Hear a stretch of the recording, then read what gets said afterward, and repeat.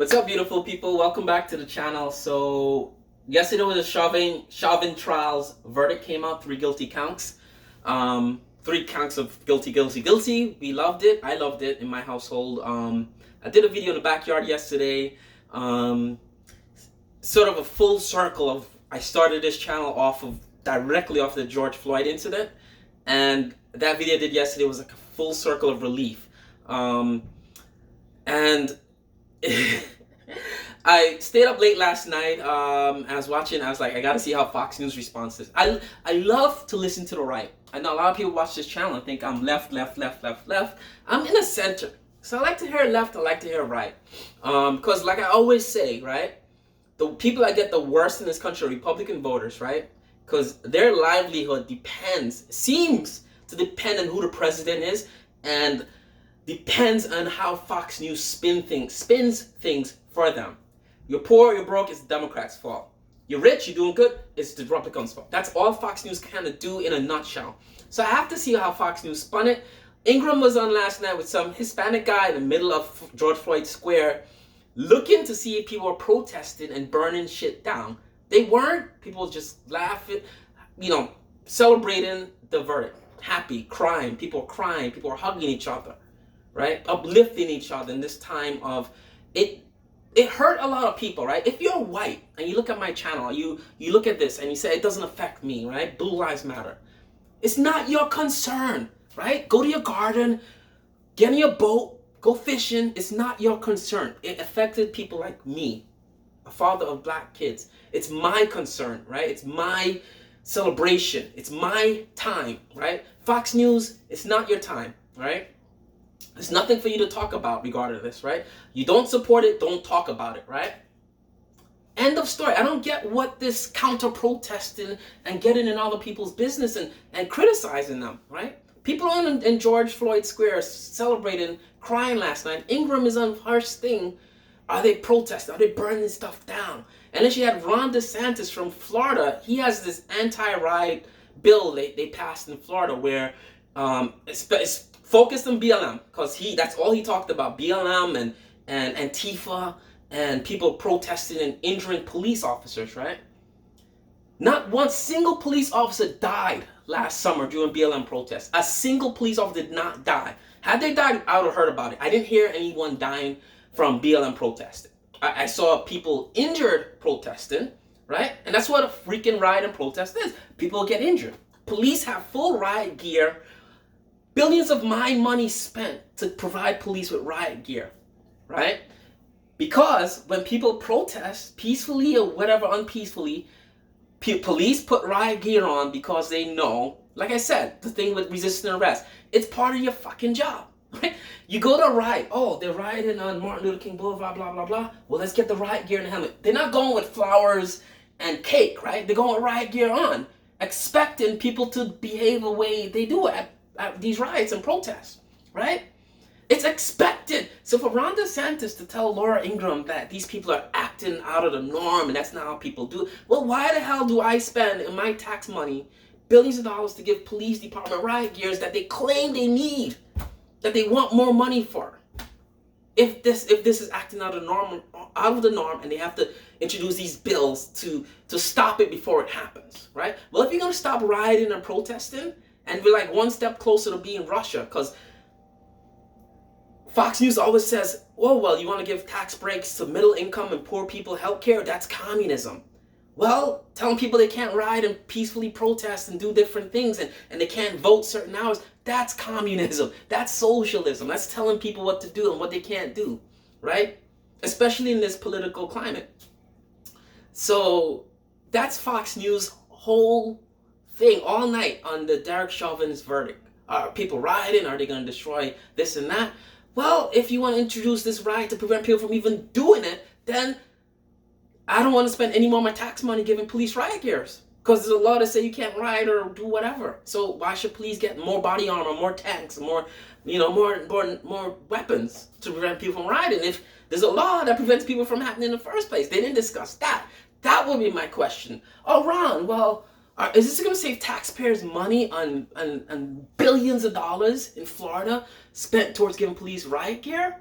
Because now there's a law that says that people can't riot or protest unpeacefully, right? And the gist of this is, right, the law, if you look at the law, right, peaceful protest is allowed, but what's considered peaceful protest and unpeaceful protest is determined by these guys. So if I'm protesting on a street and I'm blocking traffic, or I'm yelling, or I'm have a sign up, or I'm in front of a business or in front of a sidewalk, and I'm just not attacking anyone, I just have a sign and my voice, I could be rioting. I could be considered as a rioter because I'm yelling, because I'm standing in a public street. So it's up to them to determine what's peaceful and what's not peaceful. And then you're one step closer to socialism and Russia and communism that they claim Democrats do when it's time to give healthcare to poor people. Right? Healthcare to poor people. No, that's communist, socialist, leftist Democrats, Marxist Democrats. But people can't protest and riot? Oh no, this BS, right? BS. And now I've been keeping tabs on this. The George Chauvin trial, a lot of the pundits that come out and speak against this, and speak against oh well, now they're gonna reform police, and now it's back to the defunding police. But what did that really mean? Like, do you feel like you need cops in your neighborhood? And then black people coming on there and saying, oh well, I want cops in my neighborhood, and a lot of these Democratic politicians live in like white suburbs and they don't need police. So for them to say defund the police is easy for them because they live in white suburbia, but I live in a black inner city. You don't. Because if you're in Fox News, televised talking about this and that and your opinions, you don't live in the inner city, right? You might live in a nice apartment downtown, but you don't live in the hood, right? So cut the crap. I'm black. I know people when I see people on TV. I could watch someone on TV and know who's in the hood and who's not in the hood. Because I grew up in the hood. I lived in every neighborhood. I could tell you. So they're spinning it like, oh, well, defunding the police. No, cut the crap, right? One of my first videos on this channel about the police, defunding the police, was the counter-protest against the defund police. And I always said, if police, right, where I live, it's nice. Police come to my house, I'm not scared. I'm not afraid that they're going to shoot me or shoot my kids if I call them, right? If I lived in a different neighborhood, I might have second thoughts about calling the police based on what I'm seeing every day in the news, right? Michaela Bryant got shot by cops, right? And I'm not saying the cop was wrong for shooting her, but when the cops go to like black people's neighborhood, stuff like that happens. Cops pull guns. They don't pull tasers. They pull guns in the hood. They don't pull tasers or try to use their hands to de-escalate. They pull the Glock to de-escalate in a black neighborhood, right? White neighborhood, suburbia, they might pull a taser, might tell you stop, give you a warning. But no, when they come to the hood, they roll up loaded and locked and ready, right? That's the difference between when someone in the hood said, we want to defund the police, and someone in a white suburbia where I know a lot of conservative Trump people live. I live here, I know, I drive, I know where is where and what's what, right? So don't tell me that people want certain things and they don't live where they're asking for it. No, I know. They don't care about defunding the police, right? They're hillbilly police in white suburban rural areas. Don't bother them. Don't tase them. They'll come to your house when you're drunk and disorderly, you're beating your wife. They're not going to shoot you, right? Hillbilly Bob, they're not going to shoot you. They might tase you and handcuff you, but they're not going to shoot you the minute they see a gun, right? But in the hood, they shoot you the minute they see a gun. And that's where the concept of this defunding the police comes from, right? It's not for white people in the suburbs to concern themselves with. They'll all be safe. Their police departments are well funded through the high property tax dollars, right? So defunding police is not necessarily, it's not a national thing. It's local things. Look at Camden's police force, right? I said the other day, my son had a seizure. I called 911. The cops came with guns. Why the hell do I need my tax money to go to, my tax dollars, my cell phone bill, I pay 911 fees, right? For people that call 911 in my area. And rightfully so, I don't complain about the fees I pay and my taxes for 911 services. We pay for this, right?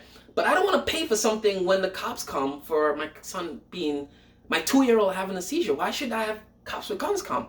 I don't want that. I was clear to 911 when I called what the situation was, where I lived, who I was, who my son is. My medical history, I got all that on the phone. So why the hell would they send armed police officers to my house? And the cops came. They weren't willing to escort us to the hospital if I had to drive my car and run red lights. They weren't. They didn't seem like they were going, oh, well, get in your car. Get your son in the car. We'll rush you there. No. They came with guns, took notes, and left. What the hell is that about? Right? Defund the police means when I call 911 for my son having a seizure or someone's mentally ill, they're not going to send a man with a gun. They're going to send someone that's qualified to deal with that, right? And I know that's going to cost money. So defunding the police actually means spending more money to improve the police department, right? So these numbskulls don't understand that. And I know the police union is going to fight tooth and nail to stop that. But Biden, I'm going to do a separate thing on Biden, but Biden was on TV last night supporting the change that he sees that America needs that. And like I said, you don't have to be black in the hood. You don't have to be in a certain situation to understand what other people are going through, right? I said, I've been stopped by cops. I've never felt fear for my life as a black man.